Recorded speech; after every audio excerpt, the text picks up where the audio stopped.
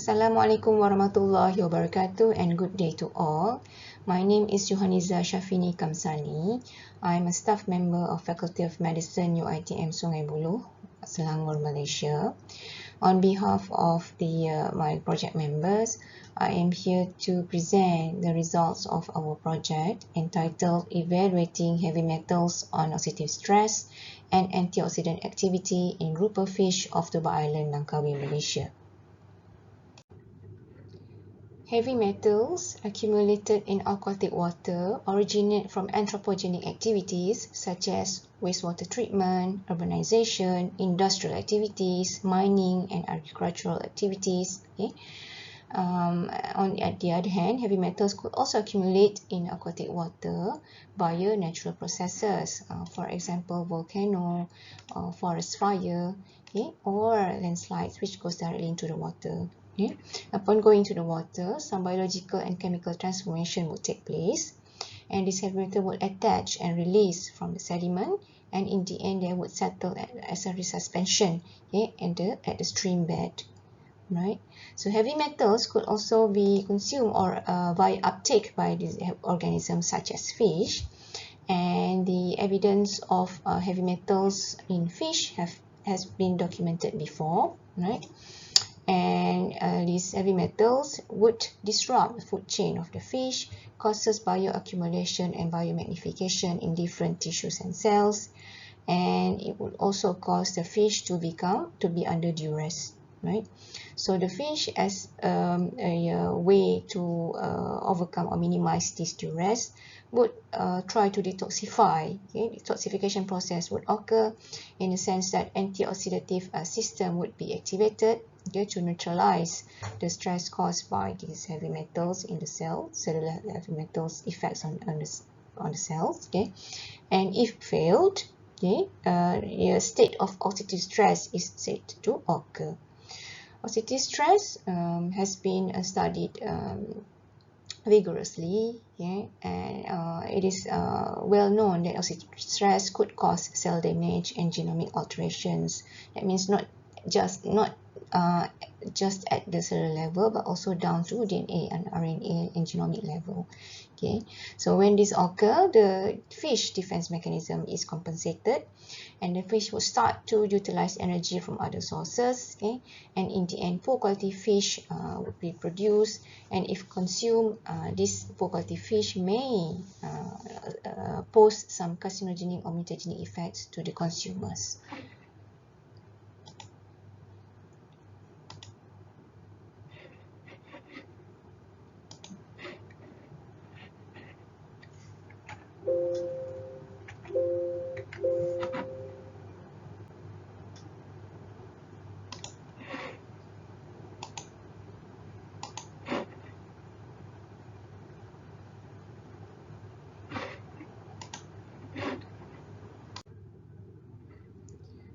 The uptake of the organisms also, in this case fish, may cause the accumulation of these heavy metals in tissues such as gills, liver, kidney, and intestine, with evidence of altered gene expression. And in terms of hemopoietic and lymphatic system, these heavy metals have been reported to decrease protein, hemoglobin, and red blood cells production, altered the quality and also the function of the blood cells, as well as increase cortisol, glucose, and white blood cell consistent with activated immune system, and also increase erythrocytic abnormalities such as erythrocyte cellular abnormalities, as well as erythrocyte nuclear abnormalities. In terms of heavy metals detection in fish of Malaysia, previous studies have documented baung fish of Sarawak Dam to have a high mercury accumulation, although within still the permitted guideline, and that is 0.5 milligram per kilogram, right? And another study of a fish of Sungai Lembing, Pahang, have recorded increase bone and gills, arsenic and nickels, okay, which exceeded the limits as set by MFA and WHO standards, hence dangerous and should not be consumed. Right? So really about this oxidative status in fish, where oxidative status it would come from stressors. Stressors mainly cause this change in oxidative status, and also it would alter redox balance and homeostasis. Okay, so when this often the stresses could come from chemicals, for example pollution or low oxygen concentration, physical stresses, for example handling or capture of the fish, perceived stresses, for example any stimuli that would evoke stress, for example sound or presence of predator. Okay, when these stresses are present, okay, among the responses are the primary response, for example increase in hormone levels, for example cortisol, okay, which we know cortisol is very much related with stress condition. Secondary response, for example, activation of metabolic changes, increase in glucose and lactate production in order to counterback the utilization of energy used to tackle duress. And also tertiary response, for example, changes in whole animal health, for example, feeding and become more aggressive and such. Okay. So the state of heavy metals and oxidative status in fish. So what about the combination of these two, right? So heavy metals and oxidative status in fish have been studied by Musa and Imam early this year, where heavy metals might cause chronic toxicity and cause adverse effects on the kidney, reproductive system, okay, and also liver, right? So when this occur, increased heavy metals concentration, okay, this would cause a increase also the production of enzymatic antioxidants to counterback, okay, the pro-oxidant levels caused by heavy metals accumulation. There are several studies involving fish in Langkawi in terms of looking at the PUFA, okay, polyunsaturated fatty acid, amino and fatty acids, which are beneficial for human consumption. Okay. Another study looked at this EPA, DHA, and AA contents, okay, and recorded that heavy metals are of acceptable level. Thus, the fish was still safe for consumption, and this was carried out in 2008.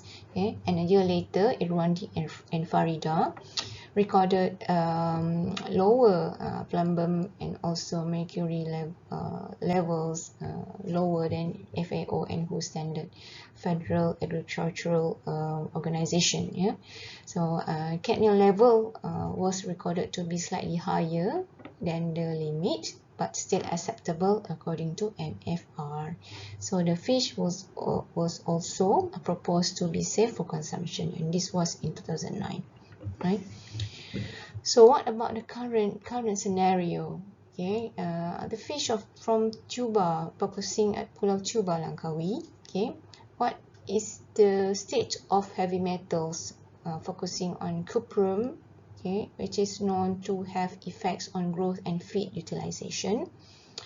Plumbum, which is known to have effects on biomagnification, bioaccumulation, and incorporation into the food chain, as well as cadmium, with known effects on kidney and respiratory function. Right. Secondly, what is the state of oxidative stress? Okay, whether these heavy metals may impose or may cause imbalance between pro-oxidant and antioxidant levels, hence causing oxidative stress. Okay, would the heavy metals also alter the homeostasis, balance, homeostasis or redox balance, okay, in this fish? Okay, and this needs to be answered by measuring or looking at the biomarkers of stress, and also measuring the antioxidant levels. And finally, from these two, whether the fish specifically from Tuba Langkawi is still safe for consumption. Okay, so it is interesting to gain latest data on whether these heavy metals from industrial effluents, okay, would pollute, okay, or change in terms of composition of water of Tuba Island, causing these heavy metals to accumulate, yeah, in fish, okay, especially in Gills tissue, heart, and livers, right? And it is also important to quantify these levels of heavy metals and associate its effects with oxidative stress. So whether the markers of oxidative stress is altered, and whether antioxidative system is activated, okay, in order to catch up with the proposed oxidative stress as resulted by the heavy metals accumulation.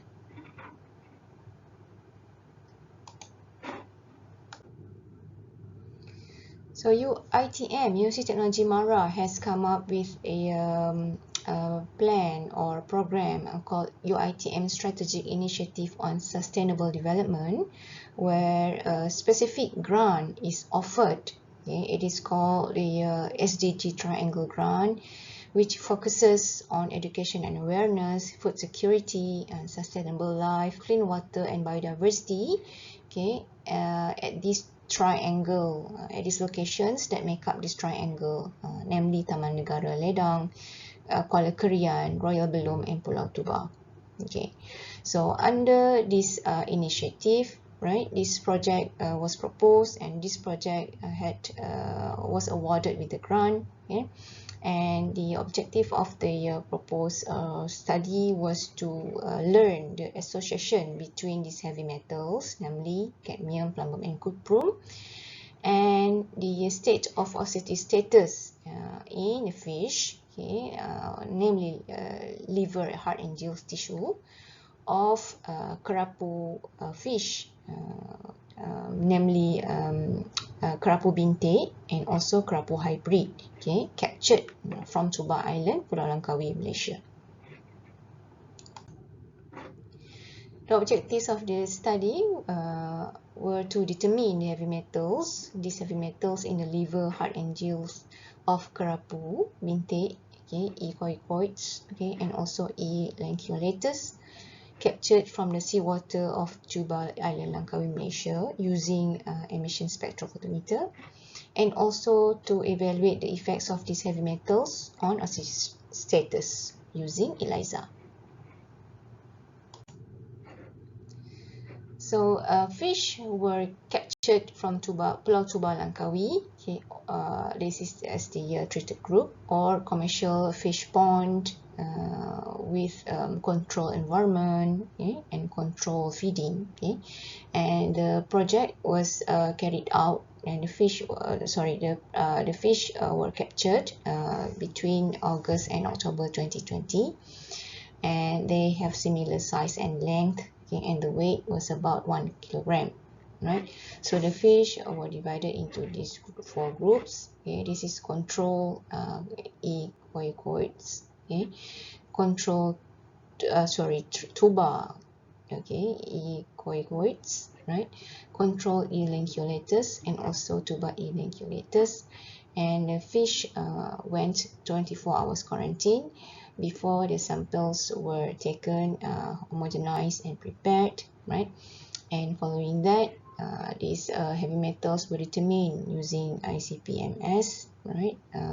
Inductively coupled mass spectrophotometer, and the oxidative status were measured in terms of looking at the MDA, malondialdehyde level, GPX4, and GSH levels using ELISA. Okay, so the data analyzed using one-way ANOVA with P less than 0.05 considered as statistically significant, and this was followed by reporting. Right, this slide shows the results of heavy metals in Gills, heart, and liver. It shows here that the cadmium, plumbum, and cuprum were not detectable and not detectable in Gills and heart and liver. Right, it's just that cuprum here has some trend of increment trend. However, okay, it is not significant. So no heavy metals of cadmium, plumbum, and cuprum detected in our samples. In terms of MDA, MDA was significantly high in the gills, okay, of both species. In the gills of the kerapu bintik, okay, but not in case for kerapu hybrid, right? So increased gills MDA in kerapu bintik, okay, may not be due to oxidative stress caused by the heavy metals, because the heavy metals were not detected or not significant. Right, so we speculated that this could be due to, for example, handling, for example, the change in terms of aquatic environment, right, which could cause increase in this MDA level at the gills site at this tissue, right? So likewise, no MDA was detected in the heart and the liver, suggestive of OS, which was already being corrected as early as at the gills level, thus absence of these biomarkers at these both sites. Right, so MDA is documented high, okay, in one of the species at the gills level, okay, but not in the kerapu hybrid. Right, and we speculated that this could be due to handling or other sources, but not heavy metals. In terms of GPX4 in Gills, heart, and liver, okay, altered tissue GPX4 could be linked to OS, oxidative stress. Again, it's not related to heavy metals, right?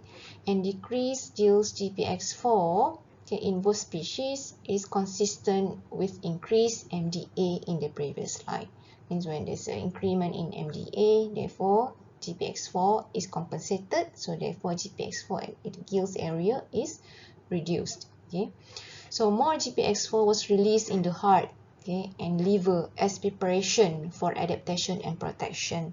Again, gills is the first entry, right, of the pollutants or stresses, okay, or substances that may cause oxidative stress. So gills is always the structure that filters the incoming pollutants, incoming substances, incoming ions, right? So there's evidence of reduced GPX at this area. However, GPX were recorded high at heart and liver, okay, suggesting that heart and liver were already adapted, okay, and prepared to provide protective mechanisms from oxidative stress. Okay, moreover, heart and livers are two organs of active metabolism. Okay, so increase GPX4 in liver, okay, in both species, okay, also suggests the similar adaptation to activated protective mechanism. Okay, and the presence of antioxidants in fish, in this case GPX4, establishes oxidative stress conditions, but again not due to heavy metals. How about GSH? Okay, GSH here, okay, plays important role in converting, help GPX4 to convert hydrogen peroxide to water and also oxygen. Okay, so GSH is also a substrate for the activity of glutathione S transferase, right? So in our study, we recorded increased GSH in the kerapu hybrid. Okay, and this could result from the gills being more exposed, okay, to oxidative stress, similar to the finding of GPX.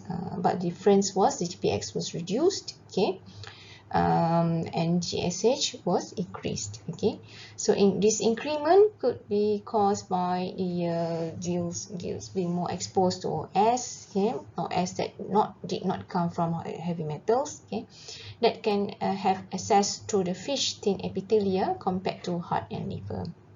Okay, on the other hand, heart and liver GSH were not significant. And this could be caused by the high affinity of GSH, okay, on converting the hydrogen peroxide to water and oxygen, okay, at these sites, right? So again, GSH was increased, okay, at the entrance, at the point of entry, okay, in this case, gills, right? And following that, okay, GSH was not significant, okay, proving that there's oxidative system has been activated, and conversion of these peroxides into water and oxygen has taken place. So in short, okay, the grouper from Pulau Tuba Langkawi, okay, do they contain heavy metals? So not detected in this study. How about oxidative stress? Oxidative stress was evident, okay, primarily at the gills area, as evident by the MDA, malondialdehyde marker I've shown to you just now. Okay, but the oxidative stress was not caused by these heavy metals. Okay. And it could be, right, other stresses, for example, as I've mentioned, handling, slight change in terms of aquatic environment, slight change in terms of salinity, or could be physical stresses, or could be adaptive stresses, okay, as shown to you in the previous slides.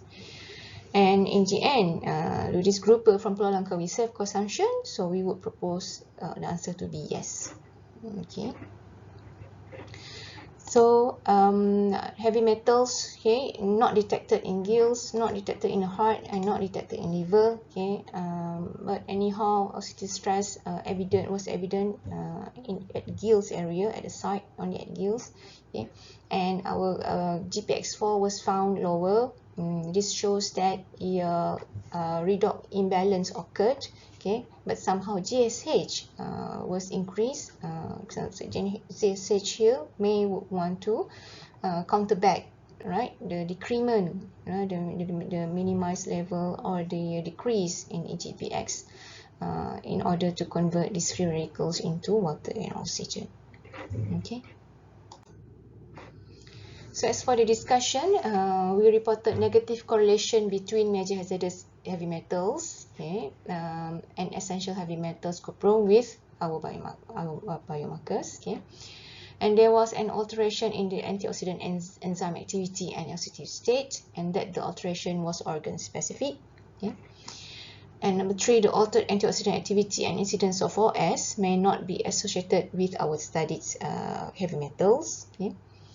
And we propose further quantification and measurement of oxidative stress biomarkers using other available biomarkers, for example, isoprostane or carbonyl isoprostane, nitrotriazine, 8-OHDG, and the others, to also document the occurrence of oxidative stress, okay, in the group of fish of Pulau Tuba Langkawi. So we conclude that groupers, okay, of these two species caught from Pulau Tuba Langkawi did not contain plumbum, cuprum, or cadmium, and oxidative stress occurred at the epithelial level, and this was reversed by the enzymatic antioxidants, our GSH and GPX4. Hence, homeostasis was restored. Okay, and both species, we propose that both species do not constitute a risk to human health if consumed. Do not. Sorry, I forgot the word not there. Okay. So with that, I thank you very much for your attention.